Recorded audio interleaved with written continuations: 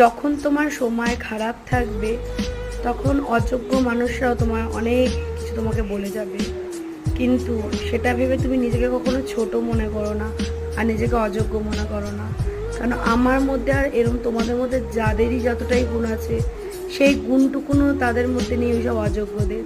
আর আজকের সমাজটা যেখানে পয়সার বিনিময় বিক্রি হয়ে গেছে, যেখানে পয়সার বিনিময় ভালোবাসা, স্নেহ, মমতা, শ্রদ্ধা সব বিক্রি হয়ে গেছে, পয়সার মূল্য যখন বেশি, তো সেই সব কিছুর ঊর্ধ্বে আমি মনে করি সম্মান আর ভালোবাসার মূল্যটা বেশি।